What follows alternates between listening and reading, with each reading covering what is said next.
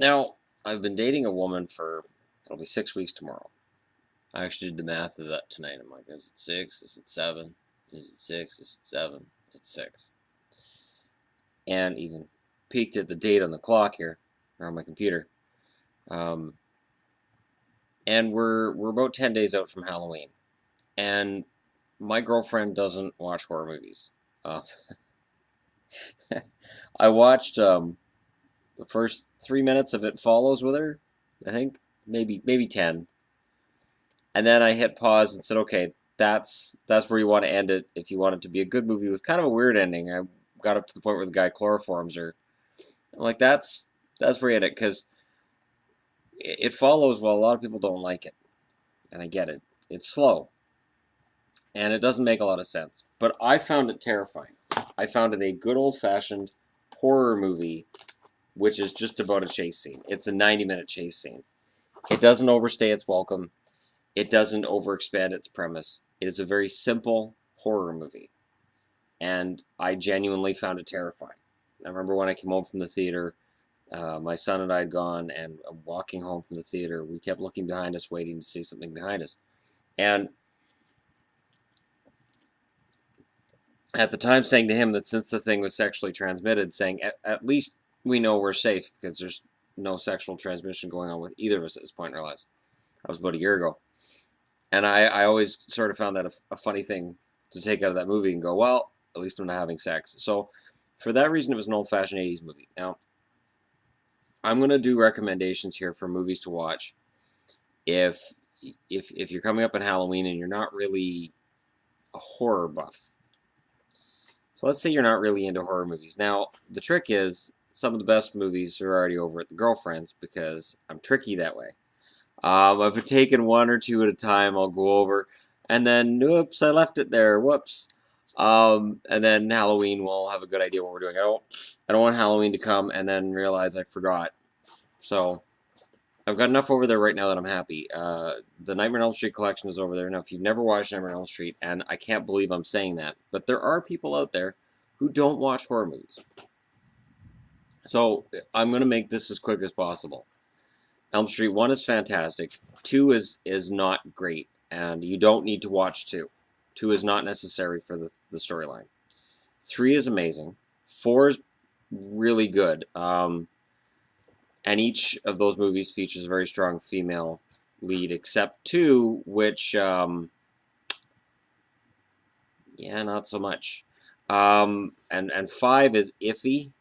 If you liked 4, you watch 5 because you want to see what happens with Alice, but you don't need 5. I don't think anybody needed Part 5, The Dream Child. 6 is garbage, absolute garbage. I hate 6. That's Freddy's Dead, the one that went 3D, and garbage. Garbage, garbage, garbage. And then it is saved by Wes Craven's New Nightmare. Wes Craven's New Nightmare is a fantastically crafted story that melds the real world and the movie world fantastically together. Following that is Freddy vs. Jason, of course, and Freddy vs. Jason was really the perfect horror movie. When my kids were old enough to watch an R-rated horror movie, that was what I pulled out. I'm like, well, we're watching this. Plugged in Freddy vs. Jason, and it was fun. I had a lot of fun watching it with them. Then I watched Nightmare on Elm Street, the remake, not that long ago, and yeah, it was terrible. So don't watch the remake. Jackie Earle Haley is a good actor, and would have made a good Freddy Krueger, but the script is terrible. Now, on to other movies, and again, I'm doing this video assuming that a person watching it doesn't watch horror movies or Halloween movies. The Crow. I cannot say enough good things about it. I've met people who haven't seen it. I'm dead serious. I've met people who have not seen The Crow. I cannot say enough good things about this. I can't. This one is still in its packaging. This movie scares my son so badly that he won't watch it even now. This is Sam Raimi being awesome. Drag Me to Hell. It's fantastic. It's in the wrapping until Yvonne has watched other movies with me, and I will decide at that point whether or not she is capable of getting through this jump scare fest. I don't normally go for jump scares, but Sam Raimi, his camera work. People who watch Sam Raimi stuff are gonna know what I mean by camera work. You can't mistake a Sam Raimi movie. You know it when you see it. And there's some fantastic stuff in this. Um, the actress who's in this, I don't know if I've seen her in anything since then. Alison Lohman. I don't know if I've seen her in anything since this. I really don't. This is a fantastic movie. Can't say enough great things about it. Now I'm gonna go old school, and a project that I'm torn about. The original George A. Romero's Dawn of the Dead. This movie was rated X when it came out. It is, I believe, still not allowed to be watched in certain parts of the world. It is graphic. It's grim. It's not a happy movie. If you're looking for a happy zombie movie, that's not it. And then they remade it in the mid-2000s. Slow zombies, fast zombies. Apparently this has some damning of commercialism. I've always heard about all these really deep themes to George Romero's zombie movies. Honestly, I've watched them many times. I don't see it. I just see a guy who really likes making gory zombie movies more than anything else. This doesn't even try to make a statement about how we're all consumers and we're all zombies. Doesn't try to make any kind of statement. This is flat out frigging terrifying in places. It is a very, very terrifying movie in certain spots. And Dawn of the Dead is definitely not something. I don't know if I ever watched it with my kids. Put it that way. I don't know that I ever watched it with them.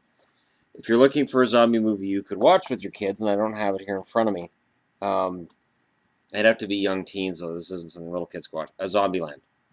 Zombieland is fantastic. It doesn't stand up to as many viewings as I thought it would, but I've still watched it a number of times. It's still a very, very good movie. Apparently Yahoo made a series out of it that was just awful, so just ignore that. If you watched it, just forget that ever happened. Don't worry about it. Now I'm going to go and kind of go off script a bit here, because I don't have a script. The original Halloween, everybody's seen it. What's that? No, not everybody's seen it. This is what I'm learning. I'm learning this, that there's people in this world who have not watched horror movies. And the one custom thumbnail I've created for my channel, for this channel so far, features Ash from Ash vs. Evil Dead and Mia from the Evil Dead remake movie. And therefore it shows that I am a huge fan of horror movies and horror shows and horror comedy. The original Halloween is required. By today's standards, this is almost PG fare now. Honestly, there's very little in this. In terms of gore and violence, there's very little in it. It is all suspense. It is a perfectly crafted movie from start to finish. I also have the second one. The second one is good. It's not as good. The techno music kind of takes you out of it. They did like a techno version of the Halloween theme, and it's not as good. And then Halloween 3. Halloween 2, they kill Michael off. And Halloween 3 showed that they were going to make it a series of anthology. That every Halloween movie would be about something different. Halloween 3 was such a critical and general disaster that this happened. Look, Michael's not dead. Yay, Michael's not dead. Forget that he ever died. Forget it. You know when he burned to death at the end of part 2? That never happened. He's not dead. He was dead. He was dead at the end of part 2. They brought him back for part 4 because this guy made money, and Silver Shamrock didn't in part 3. 4 is a fantastic movie. I'm waiting until a lot of people stop complaining at me saying that. I like 4 a lot. I also like 5. Now I'm just backing away because there's people who are going to say that I'm not really a horror fan. I don't know what I'm talking about. That's fine. I get that on my hockey channel too. Halloween 4 and 5 are both really good movies. 5 is not as good as 4, and you can tell by the end of part 5, they're like, I don't know, some guy in black breaks him out of jail. Why? I don't... Look, it's 3 in the morning, we need to finish this movie, just some random guy breaks him out of jail. I don't know. Just do it. Just do it. Why would they arrest Michael? You're an idiot. You're fired. Like, you know. And then part 6 is garbage. Absolute, unfettered garbage. But features the debut of a young actor named Paul Rudd. And it is, it doesn't make it any easier to watch when you realize it's Paul Rudd. I tried, a couple years ago, I tried to watch it again. I'm like, well, it's Paul Rudd's first movie, so I'll give it a shot. Just awful. Awful. Terrible, awful, horrible, horrible, awful, awful, horrible, horrible. Awful, horrible. Then they did H2O. H2O forgets that parts 4, 5, and 6 happened. And parts 4, 5, and 6 were to make us forget that part 3 happened. H2O brings back Jamie Lee Curtis. Is a good movie. I have it somewhere around here. I don't watch it a lot. Halloween Resurrection is half good, half bad. I don't know if I'd recommend that one or not. I know a lot of people hate Halloween Resurrection, but eh. And then Rob Zombie did his Halloweens 1 and 2. I didn't mind the Halloweens by Rob Zombie. I didn't. But I don't know why there's rednecks in Illinois. I don't know why suddenly it's like Louisiana, Illinois. And, you know, all of a sudden now Michael's mother's a stripper because she's Sherry Moon Zombie. Like, I tried, man. And here's the thing. Rob Zombie did something different at the start. Having Michael as a little kid, having him talking, having him being wrong and off, but still being a sympathetic character. And sadly, that gives way to the end of the movie, which is, oh, we have to hit all the classic spots. We have to hit all the classic houses. And we have to be basically shot for shot with the original Halloween at the end. That was the crying shame of it. And then part 2, I don't know what kind of drugs Rob Zombie was using when he made part 2. But again, Sherry Moon Zombie as like this angel on a horse thing or whatever that, what the hell was that? Like, there are no words. So that's my view on the Halloween series. This is a highly underrated movie from the 90s. Spawn. I like the Spawn comics. I used to have Spawn posters. I still like Spawn. I get a kick out of Spawn. Yeah, in this day of anti-heroes, everybody loves Deadpool. If you have an evil version of Deadpool without the sense of humor, you have Spawn. Spawn was Deadpool before Deadpool was cool. And he's badass. I mean, look at him. Plus, there's a lot of talk about, you know, black heroes and this and that, and whether or not there's political correctness. So, yeah. Spawn was black before anybody else was. Now, if you want to get into really weird stuff, the Phantasm movies qualify as weird. None of these movies make sense if you watch them back to back. None of them.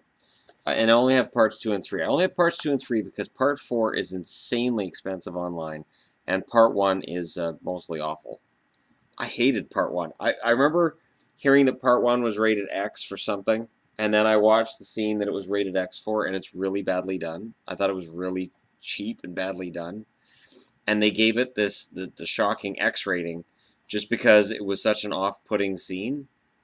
But basically, I think it's a guy's doing it with a chick, and the chick turns into the tall man. So, you know, this guy with boobs. And I mean, you know, by all means, I can't think of anything less sexy than the tall man with boobs, but I don't see what else could be in that movie that would make it rated X. Anyways, Phantasm 2 was fantastic. I remember when the commercial came out and they said the ball is back. Right up here, the ball is back. And my friends and I were all like, where did the ball go? When was the ball here? We never heard of the ball before.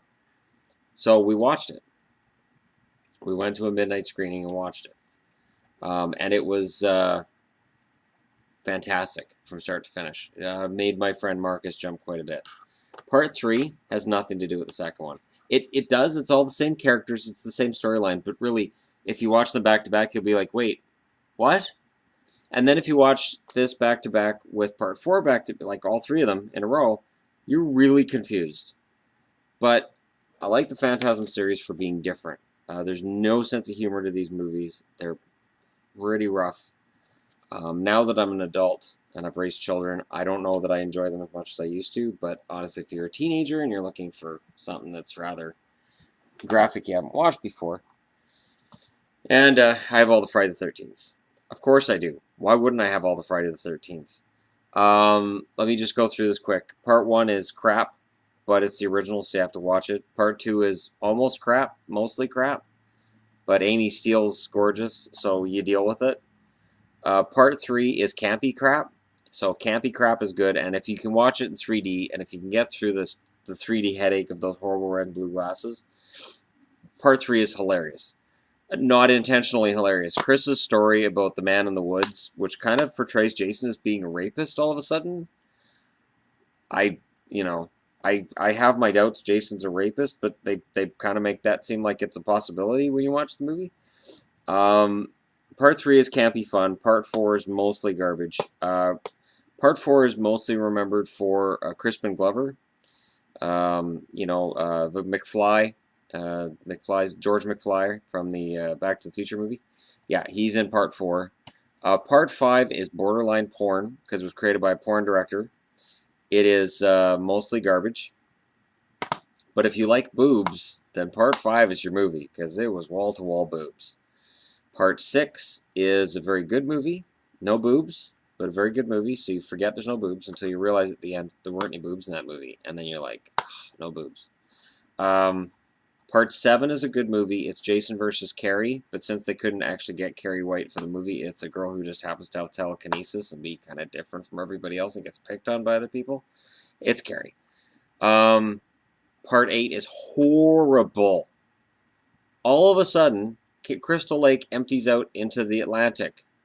The problem is the Atlantic looks a hell of a lot like Horseshoe Bay coming into Vancouver. So right then you're done. You're like, wait, Crystal Lake empties into the ocean? No, it doesn't. No. Part 9 is Jason Goes to Hell. That's where magically Jason is a slug. Don't ask, don't tell. Part 10 is in space, Jason X. It's fantastic. I've got it. I highly recommend that to anybody. You don't need to watch anything before that or after that because it's just Jason in space. And then after that, it went to Freddy vs. Jason because they realized we're done.